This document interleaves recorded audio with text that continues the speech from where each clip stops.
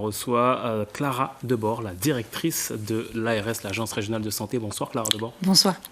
Alors on vient de le voir dans ce reportage, la crise sanitaire a permis d'avoir des moyens supplémentaires, notamment sur le plan matériel pour les hôpitaux de Guyane. Alors qu'en est-il à propos des moyens humains que l'on vient également d'évoquer à la fin de ce reportage? Est-ce que les hôpitaux publics de Guyane ont plus de professionnels, médecins, infirmiers ou encore des spécialistes? Oui, tout d'abord, je tire mon chapeau aux hôpitaux qui ont su se réorganiser très très vite. Nous avons pu leur donner un peu de temps, nous tous collectivement, grâce au premier confinement qui a été très douloureux, mais qui a permis justement aux hôpitaux de s'armer, puisque c'est presque une guerre, et d'ailleurs une guerre avec plusieurs batailles, on n'en est pas encore sorti, et vraiment les hôpitaux ont fait des choses absolument extraordinaires, à la fois sur la qualité des soins, sur la qualité de l'équipement, à la fois des soins, des lits de réanimation avec l'ensemble de l'équipement, mais aussi en biologie par exemple, et nous avons récemment fait le point, on a versé 54 millions d'euros aux hôpitaux de Guyane sur le Covid.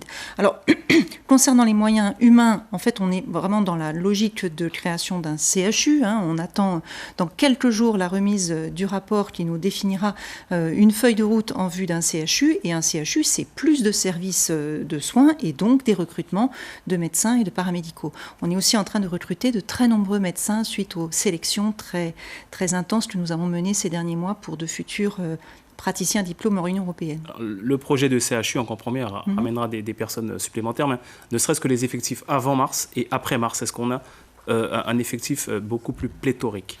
Alors, je n'ai pas ces chiffres-là avec moi. Ce qui est important, c'est que lorsque les patients arrivent, ils puissent être pris en charge. Il ne s'agit pas qu'en période, entre des vagues épidémiques, on ait des personnels qui attendent sans travailler. Donc, on est bien dans un travail autour de la capacité des hôpitaux à se déployer vraiment quand on en a besoin, notamment grâce à la formation de personnels qui ne sont pas habituellement dans les services de réanimation et qui, au moment où on en a besoin, parce qu'ils se sont formés notamment entre les deux vagues, vont dans les services qui en ont le plus besoin. Qu'est-ce qui a été le plus compliqué dans la gestion de cette crise dans l'année que l'on vient de passer? Alors, beaucoup de choses ont été compliquées. On a eu des moments très, très difficiles au mois de juin, quand on n'avait pas encore quand on n'avait pas encore des stocks suffisants au plan de la biologie. Et donc là aussi, heureusement que la première vague n'est pas arrivée plus tôt, car nous n'aurions peut-être pas réussi à faire face au niveau de la biologie. Les équipements sont arrivés juste au moment où la vague a démarré, mais vraiment, entre guillemets, on a eu chaud. Donc on a souvent eu des moments comme ça extrêmement tendu parce qu'on avait 1-2 jours de stock. Et quand on est en Guyane, on sait que quand on a 2 jours de stock, c'est très grave. Donc, parce qu'on a plutôt l'habitude d'avoir plusieurs mois de stock. C'est d'ailleurs ce qui fait certainement la résilience de notre territoire, c'est qu'il est capable d'anticiper habituellement beaucoup mieux. Mais là, la consommation a été telle et les innovations ont été telles qu'il y a eu un moment où on était on était en très grande difficulté, pour ne rien vous cacher. Et on a bénéficié donc d'un concours de circonstances. Clara Debord, ne bougez pas, puisqu'il y a un an, jour pour jour, le 16 mars 2020, le président Emmanuel Macron a annoncé que la Guyane ainsi que l'ensemble du territoire français allait être confiné pour 15 jours. Alors nous sommes allés vous demander comment vous avez vécu et supporté cette année de pandémie. Regardez ces réactions de Guyanais recueillies par Yves Robin et Abel Parnasse. Comment je l'ai vécu? Enfermé chez moi, c'est tout. C'était assez difficile moralement, mais ça pouvait passer. Et on arrivait à se débrouiller, mais bon, c'est quand même chiant, parce que c'est quelque chose, je pense qu'on peut éviter ça. Encore le premier mois, ça allait. C'était surtout quand, à chaque annonce, un reconfinement encore, on va rester encore 2 semaines de plus, 3 semaines de plus, etc. Ça, c'était vrai. C'est vraiment... ça qui était chiant. Ça démotive en fait, t'as plus envie de rien faire, t'as juste envie de rester chez toi, de plus rien faire. Limité dans nos déplacements. J'ai ma fille en métropole, je peux pas aller la voir, je peux pas aller voir mes amis, je peux voir personne, mais la famille c'est hyper compliqué. Mais ça va, après je me suis adaptée parce que moralement j'allais pas bien, mais là ça va. Comme tout le monde, pas très bien, mais bon, j'ai eu la chance de pouvoir continuer à travailler et d'avoir toujours une activité, donc c'était déjà plus facile. Pourquoi pas très bien? L'isolement, le fait de rencontrer moins de gens, voilà quoi. Puis les restrictions, voilà, c'est compliqué pour tout le monde. C'était un petit peu dur au début, puisqu'on s'y attendait pas, mais bon, après, c'est passé. Hein. Et puis, je suis pas, il y a des gens qui travaillent, je travaillais pas, donc c'est tout à fait supportable. J'ai bien vécu, hein. Je sortais normalement faire ce que j'avais à faire et puis je rentrais chez moi. Je l'ai bien vécu. Il fallait respecter les heures, il fallait respecter l'histoire du confinement, je l'ai fait. Et sur le front de la vaccination maintenant, sachez qu'à Kourou, il y a un changement de lieu. Désormais, c'est au pôle culturel de la ville que sont accueillies les personnes qui souhaitent se faire vacciner.